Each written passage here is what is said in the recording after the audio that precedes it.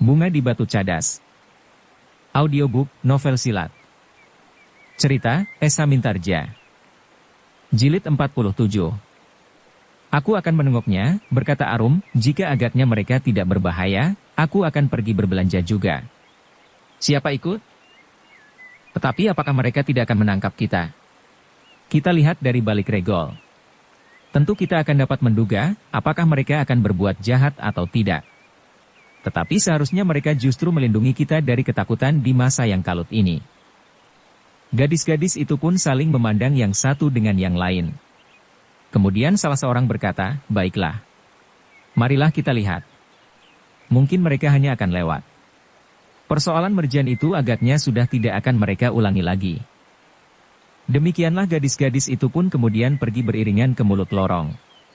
Ketika mereka sampai ke regol, maka mereka pun kemudian mencoba untuk melihat apa yang dilakukan oleh sekelompok pasukan berkuda yang berhenti di bulak di dekat padukuhan Jatisari. Tetapi mereka tidak melihat apakah yang sedang mereka lakukan selain berdiri berkelompok. Nampaknya mereka sedang beristirahat. Mereka mengikat kuda-kuda mereka pada pohon-pohon perdu di pinggir jalan. Mereka tidak berbuat apa-apa, desis Arum. Ya. Mereka hanya berdiri saja dalam kelompok-kelompok kecil bertebaran. Gadis-gadis itu berdesakan di sisi regol sambil berlindung. Namun mereka ingin melihat apa yang dilakukan oleh prajurit-prajurit itu. Namun sejenak kemudian barulah gadis-gadis itu tahu apa yang sebenarnya mereka lakukan. Kelompok-kelompok prajurit itu ternyata terbagi dalam 3 arah di simpang 3. Heh, kau lihat beberapa orang itu? Kumpeni. Ya, sahut yang lain. Yang baru dapat melihat kumpeni itu setelah para prajurit berpencar. Beberapa orang, desis yang lain pula. Arum menarik nafas dalam-dalam. Ternyata di antara prajurit itu terdapat beberapa orang kumpeni. Kedatangan mereka di Jatisari tentu bukannya tanpa maksud. Namun yang membuat Arum agak tenang, bahwa di antara mereka tidak terdapat Raden Juiring. Tetapi tiba-tiba ia berkata kepada diri sendiri di dalam hatinya, siapa tahu bahwa Kakang Juiring justru menugaskan orang lain untuk menangkap aku, karena ia sendiri tidak mau melakukannya karena perasaan segan terhadap ayah. Sementara itu gadis-gadis yang sedang mengintip dari balik dinding regol itu melihat, bahwa prajurit-prajurit itu mulai menghentikan orang-orang yang berjalan di bulak itu. Orang-orang yang sudah terlanjur berada di jalan itu. Mereka merampas segala jenis senjata, desis seorang gadis. Ya. Keris, pedang dan bahkan parang pembelah kayu yang dibawa oleh para petani ke sawah. Arum menjadi semakin berdebar-debar. Ia pun melihat, prajurit-prajurit itu merampas senjata yang dibawa oleh orang-orang yang lewat dan akan pergi ke sawah. Beberapa orang yang berkeras mempertahankan senjatanya, terutama keris, agaknya harus mengalami perlakuan yang kasar. Keris itu tentu bernilai tinggi. Jika bukan karena tuahnya, tentu pondoknya dari emas, berkata seorang gadis pula. Mungkin. Tetapi juga karena kumpeni dan prajurit-prajurit itu menjadi ketakutan bahwa senjata-senjata itu dapat dipergunakan untuk melawan mereka. Sekarang setiap orang dicurigai bahwa mereka berada di pihak Pangeran Mangkubumi atau Raden Mas Said, sahut Arum. Kawan-kawannya berpaling kepadanya. Namun mereka pun kemudian mengangguk. Demikianlah untuk beberapa saat gadis-gadis itu melihat apa yang terjadi. 1-2 orang yang lewat tidak akan dapat lolos lagi. Meskipun mereka memberikan alasan apapun juga. Aku memerlukan senjata untuk melindungi diri di perjalanan, seseorang mencoba mempertahankan senjatanya. Tetapi ia tidak mampu mengelak ketika para prajurit itu memaksanya. Apalagi ketiga orang kumpeni itu agaknya tidak dapat diajak berbicara lagi. Bahkan kadang-kadang merekalah yang nampaknya memimpin para prajurit Surakarta. Hati Arum menjadi panas. Tetapi ia tidak dapat berbuat apa-apa. Seperti kawan-kawannya ia pun masih tetap berlindung di mulut regol. Apakah kita akan pergi berbelanja? Tiba-tiba seseorang berdesis. Kita pergi ke ujung lewat lorong-lorong di dalam padukuhan dan melintas halaman, sahut yang lain. Gadis-gadis itu pun berpikir sejenak. Dan Arum pun kemudian menjawab, marilah. Tetapi hati-hati. Sejenak mereka masih melihat kumpeni-kumpeni itu hilir mudik di jalan di hadapan padukuhan itu. Kemudian dengan hati-hati mereka beringsut dan meninggalkan tempat itu. Dengan tergesa-gesa mereka berjalan lewat lorong-lorong sempit dan kadang-kadang melintasi halaman-halaman rumah. "Heh, kenapa kalian berjalan beriringan lewat lorong-lorong sempit?" bertanya seseorang. "Kami akan pergi berbelanja." "Kenapa lewat lorong ini, dan tidak melalui jalan di pinggir pedesaan?" Ada prajurit-prajurit berkuda dan kumpeni. Oh, yang bertanya itu pun termangu-mangu sejenak. Namun kemudian setelah gadis itu meneruskan perjalanannya, orang itu membisikkannya ke telinga tetangganya. Demikianlah berita itu segera tersebar. Juga orang-orang yang urung pergi ke sawah setelah dari mulut padukuhan mereka melihat prajurit-prajurit itu. Hanya mereka yang sudah terlanjur sajalah yang tidak dapat kembali lagi untuk menghindari kecurigaan. Namun yang terjadi itu telah sangat menggelisahkan. Bukan saja penghuni padukuhan Jatisari, tetapi orang-orang yang lewat membawa berita itu sampai ke tempat yang jauh. Mereka yang kehilangan keris dan senjata-senjata mereka pun dengan sangat bernafsu menceritakan bagaimana prajurit-prajurit Surakarta dan kumpeni telah merampas senjatanya. Ternyata yang terjadi tidak hanya di daerah Jati Aking, tetapi pada saat yang hampir bersamaan, di sekitar kita Surakarta telah dilakukan hal yang serupa. Terutama di daerah yang diduga sering dilalui oleh orang-orang yang berpihak kepada Pangeran Mangkubumi dan Raden Mas Said. Sikap prajurit-prajurit Surakarta itu ternyata benar-benar telah menggerakkan hati setiap orang yang masih memiliki harga diri. Apalagi di antara para prajurit itu terdapat beberapa orang asing, yang bahkan seakan-akan berkuasa atas prajurit-prajurit Surakarta sendiri. Ketika Arum kembali dari ujung padukuhannya, maka ceritanya tentang prajurit-prajurit itu mengalir seperti banjir. Bahkan kemudian sambil berdiri dan menghentakkan tangannya ia berkata, "Ayah, apakah kita masih harus berdiam diri?" "Tidak Arum," sahut ayahnya, "kita tidak boleh berdiam diri. Tetapi kita harus mulai pada saat yang tepat." "Ayah, daerah ini tentu sudah mendapat perhatian lebih dari daerah-daerah yang lain. Ternyata mereka melakukan hal itu tepat di hadapan padukuhan ini. Tentu mereka dengan sengaja melakukannya untuk menekan perasaan dan barangkali keberanian untuk berpihak kepada Pangeran Mangkubumi." "Aku mengerti Arum. Tetapi apakah yang dapat kita lakukan? Kita memang sedang menunggu buntal." Arum termangu-mangu sejenak, "Jalu, tetapi ayah, jika prajurit Surakarta itu tetap mengadakan pengawasan terus-menerus atas daerah ini, apakah Kakang Buntal akan dapat memasuki padepokan ini dengan aman?" "Ah, kau aneh Arum. Jalan memasuki padukuhan ini bukan hanya satu. Buntal tentu akan dapat memilih jalan. Jalan dari arah lain dapat juga sampai ke padepokan ini." Arum tidak menyahut. Tetapi ia masih diliputi oleh kecemasan. Jika Buntal tidak menyadari siapa yang ada di sepanjang jalan itu, maka ia akan dapat terjebak. Apalagi jika di antara para prajurit itu ada yang mengenalnya, baik di padepokan ini pada masa hidupnya Raden Rudira, atau selama Buntal berada di Ranakusuman bersama dengan Juiring dan dirinya sendiri. Kegelisahan itu memuncak ketika Arum mengetahui bahwa para prajurit itu masih tetap berada di Bulak sampai lewat tengah hari. Bukan saja Arum mengurungkan niatnya untuk pergi ke sawah, tetapi juga digelisahkan oleh kemungkinan yang buruk apabila Buntal datang. "Ayah," berkata Arum kemudian, "kita setiap saat mengharap kedatangan Kakang Buntal. Sehingga mungkin sekali Kakang Buntal datang pada saat yang demikian." Ayahnya menarik nafas dalam-dalam. Sebenarnya ia pun telah tersentuh oleh kekhawatiran yang sama. Tetapi ia masih mencoba menyembunyikannya. Maka katanya, Buntal mempunyai ketajaman pandangan seorang prajurit. Dengan demikian ia akan dapat melihat apa yang akan terjadi jika ia mendekati prajurit-prajurit yang ada di tengah Bulak itu. Jangan kau cemaskan. Tetapi jika prajurit-prajurit itu berada di Bulak itu sampai petang hari, maka barulah kita mulai mencemaskannya." Arum mengangguk-angguk meskipun ia kurang yakin. Jika Buntal terlanjur memasuki jalur jalan di Bulak itu, dan kemudian karena ia tidak mau terjebak, dan mencoba menghindar, maka sekelompok dari prajurit itu akan mengejarnya. Tetapi Arum mencoba menenteramkan hatinya. Ia mencoba untuk mempercayai ayahnya, karena ayahnya memiliki pengalaman dan pengetahuan yang jauh lebih banyak daripadanya. Jika ayah masih belum mencemaskannya, aku pun tidak perlu cemas, Arum mencoba menenangkan hatinya sendiri. Karena itu, Arum ingin melupakannya dengan kesibukan di dapur. Seperti biasanya jika ia tidak pergi ke sawah, maka ia pun ikut memasak di dapur.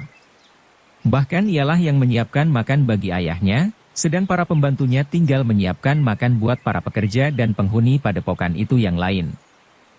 Namun selagi Aram sibuk memotong kangkung, tiba-tiba saja ia terkejut. Ia mendengar derap kaki kuda memasuki halaman rumahnya, sehingga karena itu, maka ia pun segera meloncat berlari ke ruang dalam. "Ayah," desisnya, "siapakah yang datang?" Ayahnya termangu-mangu sejenak. Kuda itu telah berhenti di halaman. "Aku akan menengoknya," desis ayahnya, "aku akan berganti pakaian." "Tunggu, kita lihat siapakah yang datang. Jika tidak perlu, kau tidak usah mengenakan pakaian laki-laki itu." Dengan hati yang berdebar-debar Kiai Danatirta pun melangkah ke pintu. Namun belum lagi ia membuka pintu depan, seorang pembantunya memasuki ruangan itu dari pintu butulan sambil berkata, "Kiai, Buntal dan seorang kawannya telah berada di halaman." "Buntal," ulang Kiai Danatirta. Dan Arum pun terlonjak sambil berdesis, "Kakang Buntal." Keduanya pun kemudian dengan tergesa-gesa keluar ke pendapa. Seperti yang dikatakan oleh pembantunya, yang datang adalah Buntal dan seorang kawannya. "Buntal," suara Kiai Danatirta bergetar, "marilah." Naiklah, Buntal dan kawannya itu pun kemudian naik ke pendapa. Dengan dada yang berdebar-debar Arum ikut pula menemui kedua tamunya. Namun hatinya menjadi agak tenang ketika ia melihat wajah Buntal yang tetap cerah. Sama sekali tidak nampak kegelisahan dan kecemasan yang membayang di tatapan matanya. "Apakah kau melampaui prajurit-prajurit yang berada di bulak itu, Buntal?" bertanya Kiai Danatirta pertama-tama. "Ah, tentu tidak, ayah. Aku lewat arah lain. Mereka tidak melihat kami." Kiai Danatirta menarik nafas dalam-dalam. Demikian juga Arum.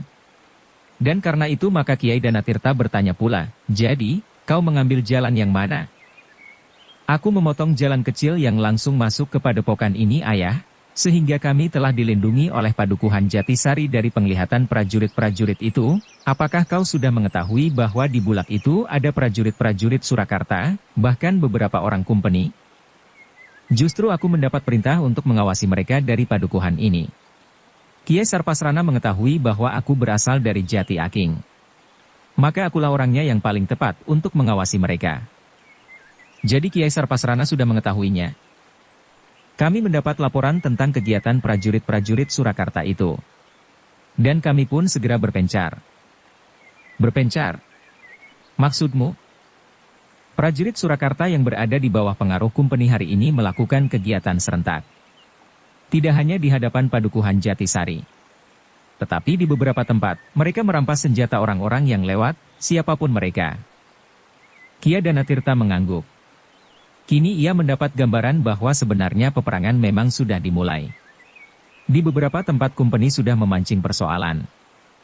"Apakah mereka merasa terlampau kuat untuk berbuat demikian, Buntal?" bertanya Kiai Danatirta. "Mungkin, ayah. Tetapi yang penting, mereka menjajaki kekuatan Pangeran Mangkubumi dan Raden Mas Said." "Dari mana kau tahu?" Buntal tersenyum. Jawabnya kemudian, "Aku mendapat perintah dan pemberitahuan dari atasanku, ayah." Kiai Danatirta mengangkat keningnya, "Lalu, apakah kau mendapat perintah untuk melakukan sesuatu?" "Ya, ayah. Kita memang sudah mulai. Kita harus menunjukkan bahwa kita memiliki kemampuan untuk melawan mereka." Kiai Danatirta memandang wajah Buntal sejenak. Tetapi wajah itu nampaknya justru membayangkan kecerahan seperti anak-anak yang akan bermain gobak di malam terang bulan. "Jadi apa yang akan kau lakukan, Buntal?" "Kita akan menyerang mereka, ayah. Tetapi kita harus dapat membuat kejutan bagi prajurit Surakarta dan kumpeni itu." "Maksudmu?" "Kita harus menghancurkan mereka, ayah." "Oh," wajah Kiai Danatirta menjadi tegang, "jadi kau mendapat perintah untuk membinasakan prajurit-prajurit Surakarta itu?" "Tidak, ayah. Perintah itu tidak berbunyi demikian. Agaknya Pangeran Mangkubumi tidak sampai hati untuk memulai dengan pembantaian terhadap saudara-saudara sendiri. Jadi apa yang harus kau lakukan?" "Kami harus dapat memecah kesatuan itu. Mencerai-beraikan mereka untuk memberikan kesan bahwa kami cukup kuat untuk melawan orang asing dan pengaruhnya di Surakarta. Tetapi perintah itu disertai pesan, jangan menimbulkan kematian sejauh dapat dihindari." Dengan tiba-tiba saja Arum memotong, perintah yang sangat sulit. Kau tidak boleh membunuh, tetapi bagaimana jika mereka membunuhmu? Kami mengerahkan pasukan dalam jumlah yang besar. Kami harus dapat menguasai mereka sebaik-baiknya. Memecah mereka dan mencerai-beraikan. Sesudah itu, kita tinggalkan mereka dengan kesan bahwa kekuatan kami tidak akan dapat terlawan. Kia Danatirta mengangguk-angguk. Tetapi sebelum ia bertanya Arum sudah mendahului, apakah Kakang juga akan berbuat demikian terhadap pasukan yang ada di depan regol itu? Ya Arum. Kakang hanya berdua. Ada sepasukan laskar yang sudah siap. Aku hanya akan mengawasi mereka. Aku dapat melihat gerak-gerik mereka yang ada di bulak itu dari padukuhan ini. Pada saatnya aku akan memberikan isyarat. Kakang akan menyergap mereka di bulak itu, bertanya Arum, tentu Kakang akan meninggalkan kesulitan bagi padukuhan ini. Mereka tentu akan melepaskan dendam mereka terhadap padukuhan di sekitarnya. Apalagi apabila jatuh korban di antara mereka. Tetapi Buntal tertawa sambil menjawab, tidak Arum. Kita sudah memperhitungkan segala-galanya. Kita menunggu mereka kembali ke Surakarta. Aku akan memberikan isyarat. Dan kami akan menyergap mereka di pinggir hutan perburuan itu. Oh, tiba-tiba wajah Arum menjadi cerah. Katanya, aku ikut bersamamu Kakang. Tetapi wajah itu segera menjadi tegang ketika ia melihat Buntal menggelengkan kepalanya, tentu tidak mungkin Arum. Aku akan berada di dalam sebuah pasukan. Pasukan yang sudah memiliki bentuknya. Kehadiranmu akan dapat menimbulkan persoalan. Apalagi sebagian terbesar dari mereka belum mengenalmu. Di dalam pertempuran yang riuh, maka akan dapat timbul salah paham. Aku akan memakai ciri seperti orang-orang di dalam pasukanmu. Itu pun tidak akan banyak menolong. Lawan yang dihadapi adalah kumpeni prajurit Surakarta yang terlatih baik. Sehingga pertempuran yang akan terjadi adalah pertempuran yang seru. Arum menjadi kecewa sekali. Tetapi ia tidak lagi memaksanya ketika ayahnya pun kemudian berkata, kehadiranmu hanya akan menambah beban kakakmu Buntal. Bukan karena kau tidak mampu menjaga dirimu, tetapi kehadiranmu akan menimbulkan perhatian khusus bagi kawan-kawannya, agar mereka tidak keliru di dalam perang berubuh yang mungkin terjadi. Arum tidak menyahut. Namun di wajahnya yang kemudian tertunduk, nampaklah ia menjadi sangat kecewa. Dalam pada itu, maka Kia Danatirta pun kemudian bertanya pula kepada Buntal, jadi apa yang akan kau lakukan sekarang? Apakah kau akan pergi ke bulak itu? Ya ayah. Aku akan melihat mereka. Jika kekuatan mereka jauh melampaui kekuatan kami, maka aku pun harus memberikan isyarat sebelumnya, agar segala sesuatunya dapat disiapkan. Baiklah. Kami akan membantu apa yang dapat kami lakukan. Aku hanya akan menitipkan kuda-kuda kami ayah. Dan kami akan pergi ke regol untuk melihat prajurit-prajurit di bulak itu. Arum, berkata Kiai Danatirta, barangkali sekarang kau dapat ikut kakakmu. Agaknya dengan demikian akan mengurangi perhatian banyak orang terhadap Buntal yang sudah lama tidak kelihatan di padepokan ini. Arum memerengutkan wajahnya katanya, aku hanya boleh ikut sampai ke regol. Tetapi aku tidak boleh ikut kebutan perburuan itu.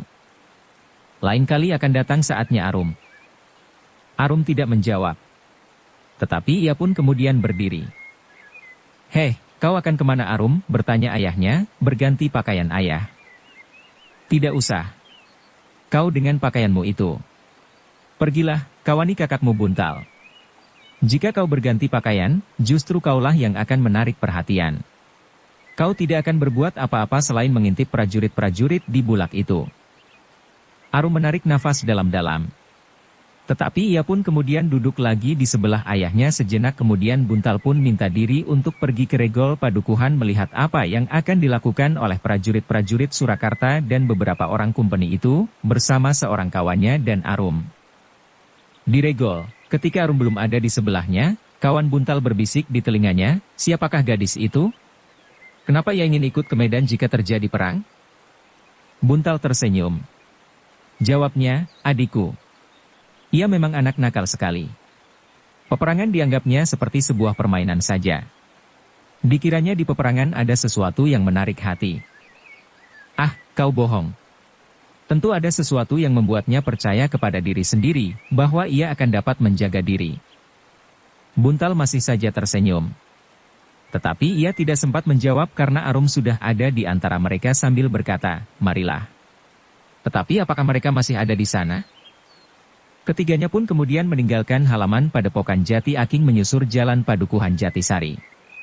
Beberapa orang sempat berpaling memandang kepada ketiga anak-anak muda itu. Tetapi mereka tidak banyak menaruh perhatian, karena mereka sudah mengenal dua di antara mereka. Namun demikian, timbul pula di hati mereka pertanyaan, kemana saja anak-anak itu? Bukankah di Bulak ada beberapa orang prajurit dan bahkan kumpeni yang sedang merampas senjata orang-orang yang lewat? Tetapi mereka tidak menanyakannya kepada anak-anak muda itu. Sejenak kemudian Arum bersama Buntal dan kawannya telah sampai ke regol Padukuhan. Dari balik dinding batu mereka memperhatikan setiap kemungkinan. Ketika mereka yakin bahwa tempat itu tidak akan mendapat banyak perhatian, maka mereka pun kemudian mencari tempat yang baik untuk melihat tingkah laku para prajurit itu dari balik dinding batu dan rimbunnya dedaunan. Tetapi seperti yang disebut dalam laporan itu, desis Buntal. "Apa?" bertanya Arum. Buntal berpaling. Kemudian dipandanginya kawannya yang termangu-mangu. "Apa yang kau katakan?" desak Arum. "Prajurit-prajurit itu. Yang dilakukan tepat seperti yang dilaporkan." "Siapa yang melaporkan?" bertanya Arum pula. "Seorang kawan," jawab Buntal. "Iya, tetapi siapa?" "Petugas Sandi Pangeran Mangkubumi." "Siapakah petugas Sandi itu?" "Ah," Buntal berdesah, "kau belum mengenalnya, dan kau tentu tidak akan mengerti. Tetapi aku ingin tahu. Barangkali aku pernah mengenalnya sebelum ia berada di pasukanmu." Buntal menarik nafas dalam-dalam. Dan karena Buntal tidak segera menjawab, Arum mendesak, "Aku sudah tahu bahwa pasukan Sandi tidak boleh disebutkan namanya dan kedudukannya kepada setiap orang. Tetapi kepadaku boleh. Bukankah aku bukan kaki tangan kumpeni?" Buntal mengangkat keningnya. "Lalu, namanya Raksa, bohong. Aku tahu kau berbohong karena kau tahu bahwa kebohonganmu tidak ada artinya bagiku. Siapapun yang kau sebut tidak akan ada bedanya." Kawan Buntal tertawa. Baru saja ia bergaul dengan Arum, tetapi sifat gadis itu sangat menarik. Dan dengan sikap itu, ia semakin yakin bahwa Arum bukan sekedar gadis pedesaan yang hanya pandai masak dan membawa makanan ke sawah. Tetapi ia tidak bertanya lebih banyak lagi. Buntal hanya dapat mengangkat keningnya. Tetapi ia tidak menjawab lagi. Dari tempat mereka, ketiga anak muda itu dapat melihat apa yang dilakukan oleh prajurit-prajurit itu. Karena sudah tidak banyak orang yang lewat, maka prajurit-prajurit itu pun hampir tidak berbuat apa-apa selain berkeliaran. Ternyata orang yang lewat ke arah yang berbeda-beda telah memberitahukan ke segenap penjuru bahwa jalan itu telah ditunggui oleh prajurit-prajurit yang merampas senjata apa saja. Bahkan keris dan pendok yang berharga. Ternyata mereka tidak sedang mencari senjata untuk mengamankan kedudukan mereka saja, tetapi juga emas dan berlian yang melekat pada ukiran dan pendok keris. "Mereka tentu akan segera pergi," desis Arum tiba-tiba. "Ya, mereka sudah tidak berbuat apa-apa lagi. Tetapi mungkin mereka masih menganggap perlu berada di tempat itu sampai sore," sahut Buntal. "Sebentar lagi senja akan turun," berkata kawan Buntal. Tetapi ketika mereka menengadahkan wajah ke langit, dilihatnya matahari masih cukup tinggi. Namun Buntal berkata, "Kita mengharap mereka akan berada di tempat itu sampai menjelang gelap. Kita akan menunggu dan memecah pasukan mereka. Semakin gelap semakin baik. Tetapi apabila mereka kembali di sore hari pun, apa boleh buat?"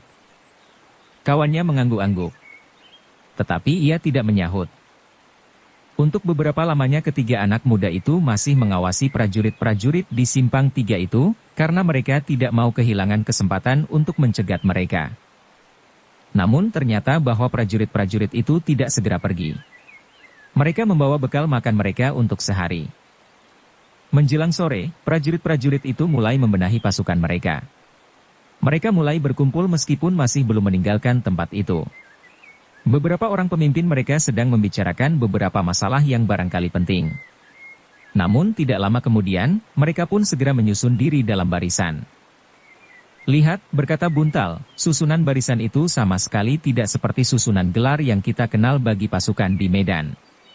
Susunan itu adalah susunan prajurit orang-orang asing itu. Memang ada perbedaan, sahut kawannya. Nah, sebentar lagi mereka akan pergi. Marilah kita mendahului.